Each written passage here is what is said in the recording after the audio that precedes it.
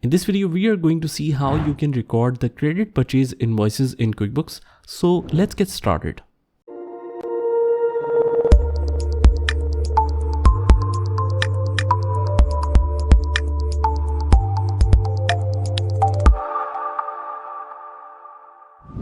Alright, now our next transaction is of purchase and it says purchase following items from Mr. Danial.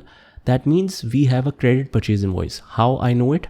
Because when it's mentioned that purchase following items on account of Mr. Danial, that obviously means that we are purchasing on credit, and for most of the businesses by default the purchase invoice is on credit. So to enter this, it's very simple, and Mr. Danial is our existing vendor. So I'll just click on enter bills from the vendor section, just choose the enter bills. And since it is an existing vendor, just write Danial directly here. And let's choose the date of 8th of January 2024.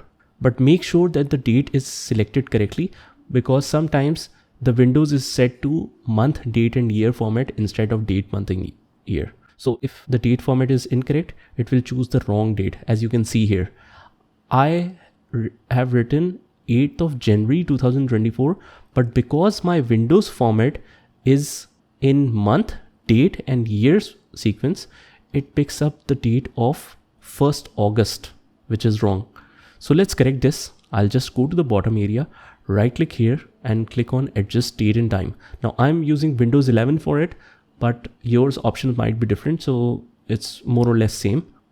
So from here, I'll go to the additional clocks, date and time, change date and time, change calendar settings and go to additional settings. From here, I'll go to date and we can see the date format as month, date and year. I'll make it dd-mm-yy. Apply OK, apply OK, OK and OK. So now let's close this, don't save. And now let's enter bill again. Now we can see that the format is updated. Let's choose the vendor again. And now let's select 8th of January 2024 and just confirm the date. Now it's picking it correctly. So this is how you do it. And again, we don't have the reference. So for the sake of example, we will mention any reference number. And by default, due days is 10 days after the invoice date. And we also have some additional options. If the invoice is due in 15 days, you can choose this. If it's due in 30 days, 60 days, or the vendor is offering some discount of early settlement, like if the invoice is due to be paid in 30 days, but if we pay in 10 days, we will get 1% discount. It can also be due on receipt. 8 January is the invoice date and 8 January is the payment date as well. So let's keep it net 15 days, let's say. And now we will choose the items. If you see in this area, we have the expenses tab and we have the items tab. If you're purchasing some kind of a service, you can mention it directly in expense tab. Otherwise, if we are purchasing the inventory items like we are doing right now, we are purchasing for our business, our core business, we are purchasing inventory for that. So we will go to the items tab and start mentioning the items. So first one, we have Corolla windscreen. We are purchasing Corolla windscreen and the quantity is 20, rate is 12,000. So the quantity is 20 and rate is 12,000.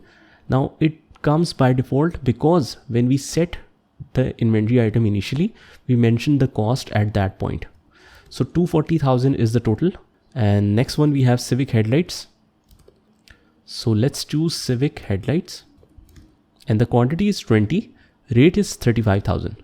Quantity is 20, rate is 35,000. This makes the total to 700,000. Let's press tab, come to the other line and let's mention Suzuki wheel cups. Now Suzuki wheel cups, quantity is 50, rate is 250. Just don't blindly trust on the cost rates because in assignment, I'll give you some other rates as well. So just confirm the rate before entering it. This makes the total to 12,500 and the last item is a new item, that is Suzuki filters. It's also mentioned here. So press tab. Now what we can do is we can directly write Suzuki filters here. And when we press tab, it will automatically tell you that item is not found. It is not in the list. Do you want to create it?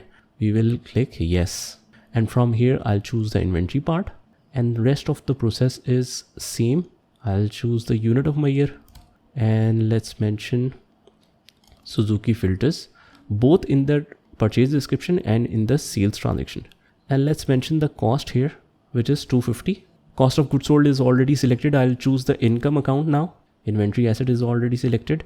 Now, should we mention the quantity on hand? No, this area is only for the opening point. So let's ignore this, click OK. Now our new item is created directly from the invoice, and I'll just put the quantity and rate here.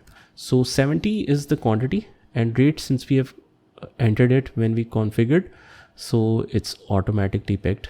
Now this makes the total to 240,000 for first one, 700,000, 12,500 and 17,500. Just confirm once that everything looks fine before entering, and save and new. If you have changed some terms and conditions, it will show you this prompt. Click yes and we are good to go. So guys, this is how you enter the purchase invoices on credit from an existing vendor. In the next video, I'll show you how you can enter the purchase invoices that's on credit with a new vendor.